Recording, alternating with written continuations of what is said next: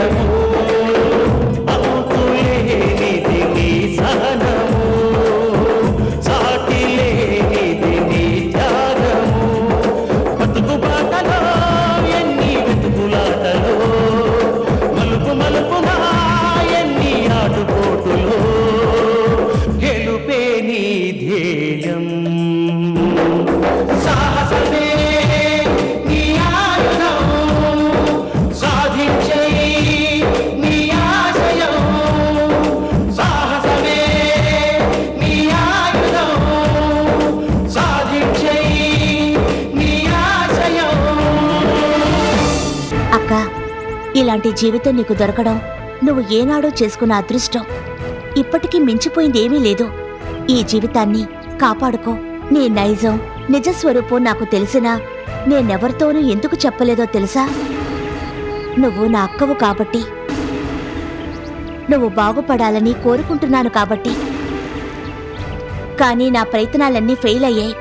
అత్తయ్య గారిని క్షమాపణ అడిగినట్టే అడిగి తిరిగి నీ గూడు పుఠాన్ని నడపడం మొదలు పెడతావా? ఇంత దూరం వచ్చాక సడన్ గా మారడం కష్టమే. అడిక్ట్ అయ్యావు. అందుకే షాక్ ట్రీట్మెంట్ ఇవ్వాలనుకున్నాను. నీకు నెల రోజులు అంటే 30 రోజులు గడువిస్తున్నాను. ఆలోగా నాన్నతో పాటు నువ్వు మారి తీరాలి. నా దారికి వచ్చి తీరాలి. అడబాల వారి పెద్ద కోడలి పెద్దరికం నువ్వు నిలబెట్టుకోవాలి. అలా కాదంటే నువ్వు నాన్న క్లోజ్. గుర్తుంచుకో, సరిగ్గా 30 రోజులు.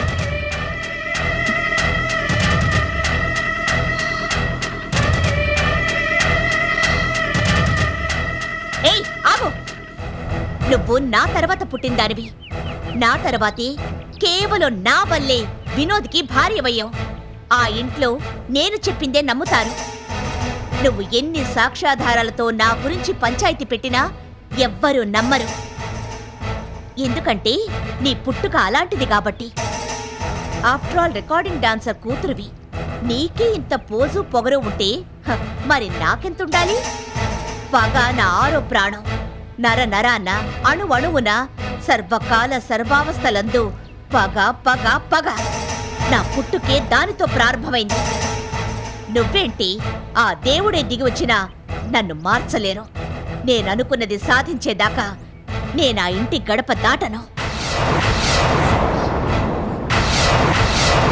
ఒక్క నెల కాదు, ఏడాది గడువిచ్చినా నేను మారను. నా వల్ల మా నాన్న వల్లే ప్లాట్ఫామ్ దానివైన నువ్వు మా ఇంటి కోడలివయ్యావు. నువ్వీ జీవితం కంటిన్యూ చేయాలంటే నేను చెప్పినట్టు వినాల్సిందే. నువ్వివ్వడం కాదు, నేనే నీకు నెల అంటే 30 రోజులు గడివిస్తున్నాను. ఆలోగా నువ్వు మా దారికి రావాలి. లేదంటే నీ బతుకు రికార్డింగ్ డాన్సే. సరిగ్గా 30 రోజులు. గుర్తుంచుకో.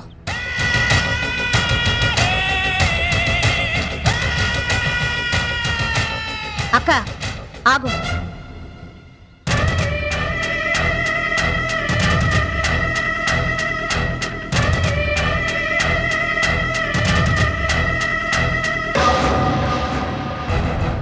నువ్వు నా దారికొస్తావు, నేను నీ దారికొస్తాను. తర్వాత చూసుకుందాం. నేనిచ్చిన 30 రోజుల గడువులోగా నువ్వు మారకపోతే నిన్ను నేనే పంపిస్తాను.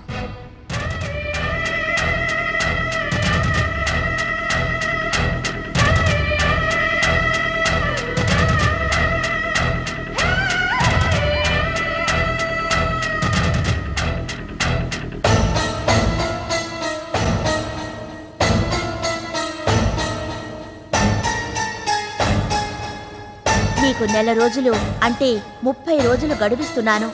ఆలోగా నాన్నతో పాటు నువ్వు మారి తీరాలి. నా దారికి వచ్చి తీరాలి.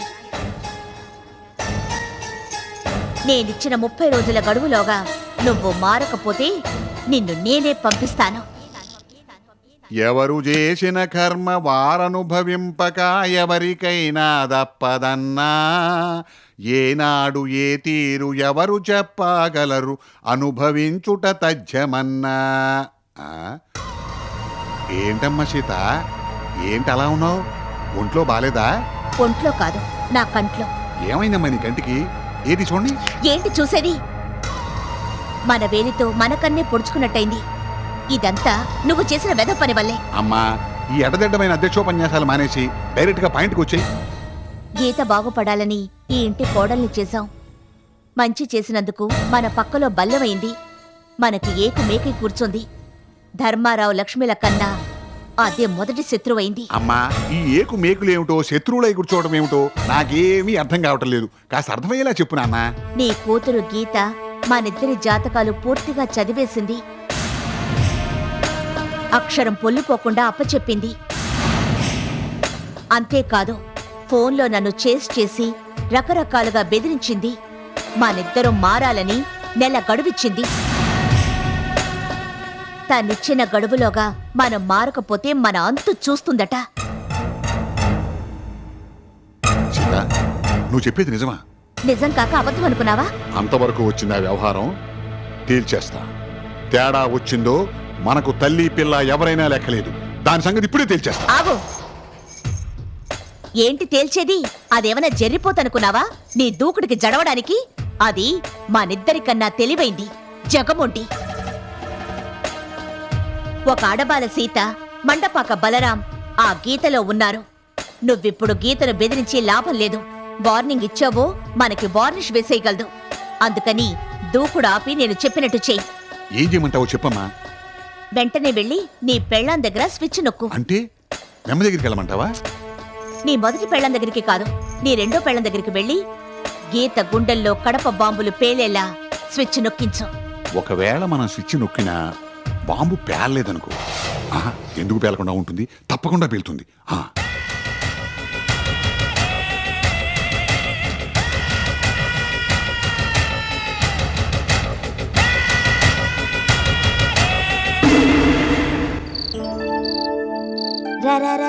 చందమామ రావే, జాబిల్లి రావే, కొండెక్కి రావే, గోగి పూలు తేవే, చందమామ రావే.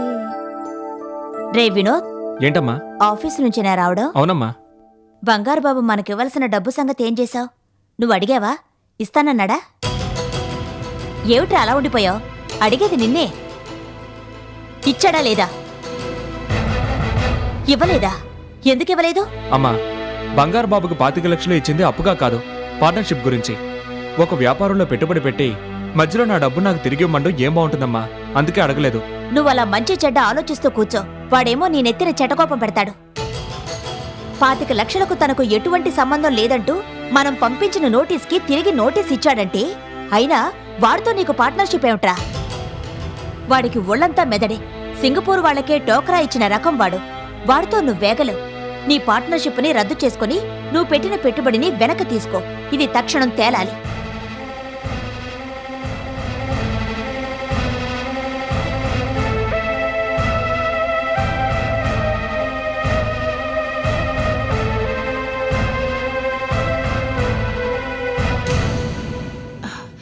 తెల్లవారుజాము నుంచి నాన్ స్టాప్ గా చెప్పిన మాట చెప్పకుండా గీత గురించి గీతాపారాయణ చేస్తుంటే శ్రోతలాగా వినటం తప్పించి ఉలుకు పలుకు లేకుండా ఉంటుంటావు. ఏమి నీ ఉద్దేశం? నీ కూతురికి నచ్చ చెప్తావా లేదా? చెప్పను. సుందరి, చాలే ఊరుకోవయ్యా. నా కూతురు నిప్పు లాంటిది. అది ఏ పని చేసినా 1కి 10 సార్లు ఆలోచించగాని చెయ్యదు. దానికి నీలాగా గాలివాటం వ్యవహారాలు లేవు. అది నీకు గాని సీతకు గాని మరెవరికి కానీ భయపడదు. అనవసరంగా దాని జోలికి వెళ్ళకు. ఏయ్ సుందరమ్మ, నీ కూతురు దన్ను చూసుకుని గన్పేల్చినట్టుగా మాట్లాడతావా? ఈ మంటపాక బలరాం గురించి నీకు బాగా తెలుసు. నేను గాని తలుచుకున్నానంటే నువ్వు గాని నీ కూతురు గాని అడ్రస్ లేకుండా పోతారు. ఏ బెదిరిస్తున్నావా? కాదు, హెచ్చరిస్తున్నాను. నీ హెచ్చరికకు జడిసే వాళ్ళు ఎవరు లేరిక్కడ. ఏంటో నీకంత పొగరు? నాతో కాపురం చేయబట్టి నీకు పిచ్చి ధైర్యం వచ్చింది. నీ పొగరమూతనం నా దగ్గర కాదు, నీ కూతురు దగ్గర చూపించు. మర్డర్లు మానభంగాలు నాకేం కొత్త కాదు. నేను చెప్పినట్టు విని నీ కూతుర్ని అదుపు చెయ్యకపోయావు, నీ పని నీ కూతురు పని అంతే.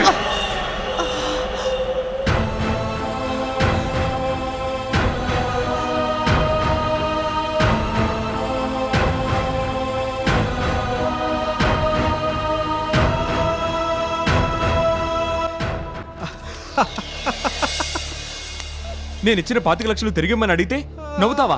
అసలేంటి నీ ఉద్దేశం? బావా, ఏంటి బావా ఇది? మీ అమ్మకు బుద్ధి లేకపోతే పోయింది. చదువుకున్న వాడివి, సర్ది చెప్పుకునే తెలివి నీకు కూడా లేకపోతే ఎలా? వ్యాపారం, వ్యవహారం, భాగస్వామ్యం, వీలునామాలు, దస్తావేజులు ఇలాంటివేవి మీ అమ్మకి తెలియవా బావా? 25 లక్షలు పెట్టుబడిగా పెట్టి పార్ట్నర్ అయ్యావు. ఆరంభ దశలోనే నా వాటా నాకు తిరిగి ఇచ్చేయండి అంటూ మరీ చంటి పిల్లలా పేచి పెడతావేంటి బావా? ఇప్పుడిప్పుడే వ్యాపారం పుంజుకుంటున్న టైంలో నీ వాటా నీకు తిరిగి ఇవ్వడం నా వల్ల కాదు బావా. నేనే కాదు, మీ మామయ్య బలరాం లాంటి ఎదవన్నర ఎదవ కూడా అలాంటి పొరపాటు పని చేయ. మరి నా డబ్బు దారబోసినట్టే. బంగారు బాబు 2 ఏళ్లకు బావా, ఓ 2 ఏళ్ళు ఓపిక పట్టు, నీ వాటా నీకు తిరిగి ఇచ్చేస్తాను. 2 ఏళ్ళు కాదు నాయనా, 2 రోజులు కూడా ఆగేటట్లేదు. మా అమ్మ అర్జెంటుగా వసూలు చేసుకురమని నన్ను పంపింది. అర్జెంటు ఆర్డినరీ అనగానే ఇచ్చేయడానికి నేనేమైనా లాండ్రీ కొట్టు పెట్టుకున్నానా? ఏజెన్సీ పెట్టుకున్నాను. నువ్వు కాదు కదా, మీ అమ్మగారే వచ్చి అడిగినా ఇచ్చే ప్రసక్తే లేదు. నువ్వు ఇలాగా మా అమ్మ లాగా మధ్యలో నాకు చావచ్చు పడిందిరా దేవుడా. Life is wonderful, it is not at all beautiful. 2 పిల్లల్ని మెయింటైన్ చేస్తున్న వాడివి ఆఫ్టర్ ఆల్ 25 లక్షలకి చచ్చిపోతాను గిచ్చిపోతానంటూ పెద్ద పెద్ద మాటలు ఎందుకు బావా? మీ అమ్మగారు నాతో మాట్లాడమను, నేను సాల్వ్ చేస్తాను. అరే వెళ్ళు బావా, మీ అమ్మ చెప్పింది నా దగ్గరికి మోసావు, నేను చెప్పింది మీ అమ్మ దగ్గరికి మోసే, ప్రాబ్లం సాల్వ్డ్. పద పద. అయిపోయాడు. ఈ పులి నోట్లో వేళ్ళు దూరిపితేనే కష్టం, వీడు తలే దూర్చాడు. చిచి, ఈ ఒక డిజైన్స్ నేను ఓకే చేయాలా? మనం చేసేది ఎక్స్పోర్ట్ బిజినెస్. ఫారినర్స్ని అట్రాక్ట్ చేసే విధంగా డిజైన్స్ ఉండాలి. ఈ డిజైన్స్ ఎక్స్పోర్ట్ చేస్తే మొత్తం గూడ్స్ అంతా తిరుగుడలో వచ్చేస్తాయి. వాటిని మనం ప్లాట్ఫామ్ మీద పెట్టుకొని అమ్ముకోవాల్సి వస్తుంది. ఈ డిజైన్స్ తీసుకెళ్లి చెత్తపుట్టలో పడాయి. చెప్పేది నీకే, వినపడ్డంలే? తీసుకెళ్లి అవతల పారాయి. నేను కొత్త డిజైన్ సెలెక్ట్ చేస్తాను. వద్దు బావా, ఈ డిజైన్సే ఓకే చేయండి. ఏయ్, ఇక్కడ ఎండి నీనా నువ్వా? నేను చెప్పినట్టు చెయ్యి. బావా, ఈ డిజైన్స్ ఓకే చేసింది ఎవరో తెలిస్తే నువ్వు ఇలా మాట్లాడవు. ఎవరు ఓకే చేసినా నేను వీటిని ఓకే చేయను. అయితే మీ అమ్మగారికి మీరే ఫోన్ చేసి చెప్పండి. అమ్మకెందుకు ఫోన్ చేయాలి? ఈ డిజైన్స్ ఓకే చేసింది మీ అమ్మగారే కాబట్టి. మీ అమ్మగారు ఓకే చేసిన ఈ డిజైన్స్ ఫారినర్స్ ఓకే చేశారు. ఇప్పుడు నువ్వు గానీ ఈ డిజైన్స్ బాగోలేదన్నావో, నువ్వు బాగుండవు, నీకు ఈ సీటు ఉండదు. నువ్వు చెప్పినట్టు ప్లాట్ఫారం మీద సెకండ్స్లో అమ్ముకోవాల్సిందే. ఏంటి, ఓకే చేస్తావా లేక చెత్త కుప్పలో పడేనా? అసలు నీకు బుద్ధుందా? ఈ డిజైన్స్ అన్ని అమ్మ ఓకే చేసిందని ముందే చెప్పొచ్చు కదా. డిజైన్స్ అన్ని చాలా బాగున్నాయి, నేను ఓకే చేస్తున్నాను. తీసుకెళ్ళు. ఆ లత, ఏంటి, ఇక్కడ జరిగిన విషయం మీ అమ్మగారితో చెప్పకూడదు, అంతే కదా?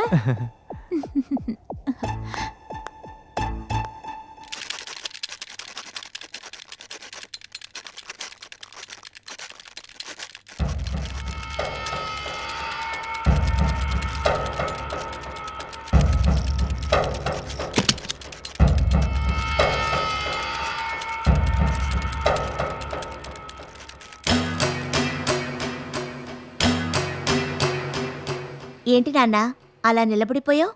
చల్లగా లెమన్ జ్యూస్ తాగుతావా? చెయ్యాల్సిందంతా చల్లగా చేసి మా కాళ్ళ కింద మందు పాత్ర పెట్టి ఇప్పుడు విందు భోజనానికి పిలుస్తున్నావా? ఏంటో అమావాస్యకి పున్నమికి ఎప్పుడు ఇలాగే మాట్లాడుతుంటావు. అంటే నాకు పిచ్చిన అనే ఉద్దేశం? పిచ్చో పైచ్యమో నీకే తెలియాలి. నోర్మై, ఓవర్ యాక్షన్ వద్దు. నాతో గాని పెట్టుకున్నావంటే అదిగో ఆ కొబ్బరి చెప్పను తురిమినట్టుగా తురుమాతలు పారేస్తాను. బద్మాష్ గారికే బద్మాషి బలరాం. ఆ కేవలం నువ్వు నా కూతురు అయినందుకే బతికిపోయావు. ఆహా, లేకపోతే నువ్వు చచ్చి ఈ రోజుకి 2 రోజులు అయి ఉండేది. ఆ, మీ అమ్మ నీకేమైనా చెప్పి ఏడిచిందా? ఆ, చెప్పింది. ఆ గారాలు పోకు తల్లి, ఏం చెప్పింది? ఇక నుంచి నీ జోలికి వెళ్ళొద్దంటూ మొట్టికాయలు మొట్టి మరీ చెప్పింది. మన కెపాసిటీ ఏమిటో, మన ఫిలాసఫీ ఏమిటో మీ అమ్మకి బాగా తెలుసు కాబట్టి నీకు గీతోపదేశం చేసి ఉంటుంది. ఎప్పటికైనా జ్ఞానోదయం అయిందా? జ్ఞానోదయం గురించి తర్వాత ముందు ఈ లెటర్ చదివి పెట్టు. ఏమిటో అది? చదువు, నీకే తెలుస్తుంది.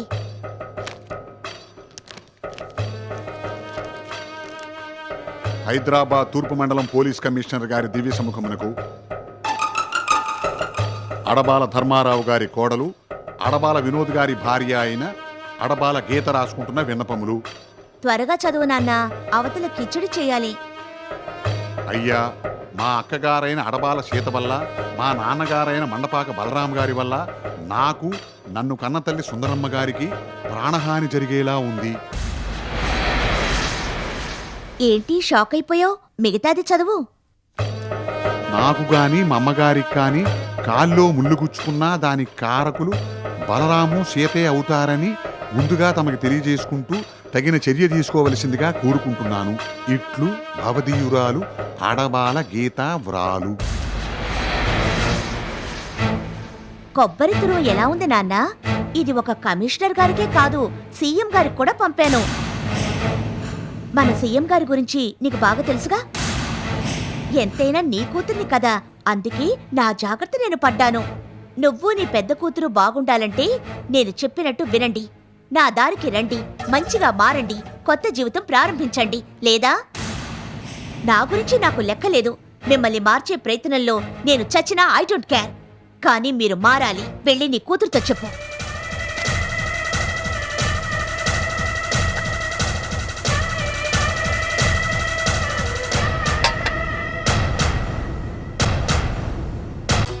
నీ పార్ట్నర్షిప్ని రద్దు చేసుకుని నువ్వు పెట్టిన పెట్టుబడిని వెనక్కి తీసుకో. ఇది తక్షణం తేలాలి. 25 లక్షలు పెట్టుబడిగా పెట్టి పార్ట్నర్ అయ్యావు. ఇప్పుడిప్పుడే వ్యాపారం పుంజుకుంటున్న టైంలో నీ వాటా నీకు తిరిగి ఇవ్వడం నా వల్ల కాదు బావా.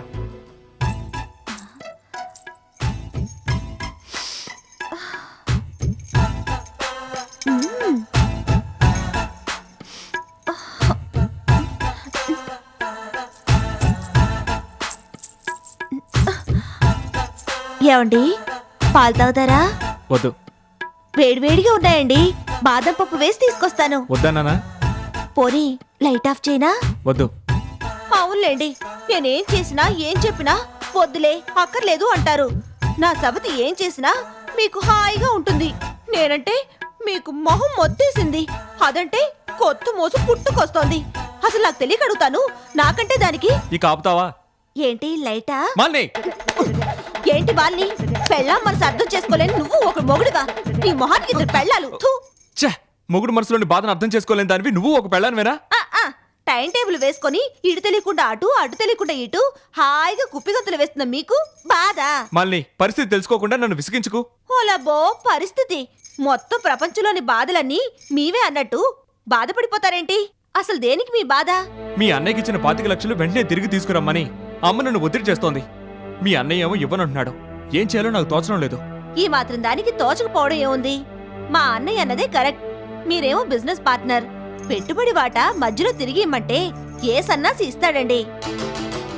చూడండి, నేను తెలియక పెట్టుబడి పెట్టాను.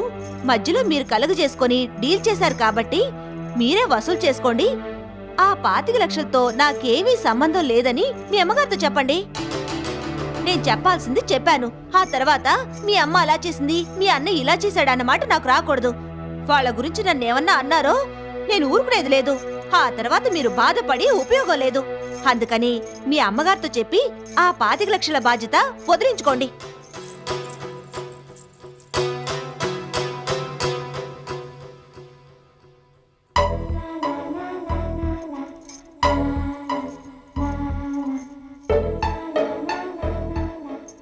నాన్న, ఏంటలా ముసుగేసి కూర్చున్నావు? అరికాల నుంచి నడినెత్తి దాకా నకశక పర్యంతం కంపరమెత్తిపోతుంటే ముసుగేసి కూర్చోకుండా ఏం చేయమంటావు? ఇంతకీ నేను చెప్పిన పని ఏం చేశావు? అదే ఆ గీత సంగతి ఏం చేశావు అని అడుగుతున్నాను. గీత జోలికి అని వెళితే మన గీతలే తారుమారైపోతాయమ్మా. చేతకాని కబుర్లు చెప్పకు. సీత, జరిగిందేంటో తెలుసుకోకుండా నువ్వు. ఆపు. నీ చేతకానితనాన్ని సమర్థించుకోకు. అసలు ఏం జరిగింది? మీ ఆవిడేమంది? ఆ గీత ఏమంది? తూర్పు మండలం పోలీస్ కమిషనర్ గారికి, గౌరవనీయులైన ముఖ్యమంత్రి గారికి తమ ప్రాణాలకి ముప్పు ఉందని కాపాడమని ముందస్తు వినతపత్రం పెట్టుకుంది ఆ గీత.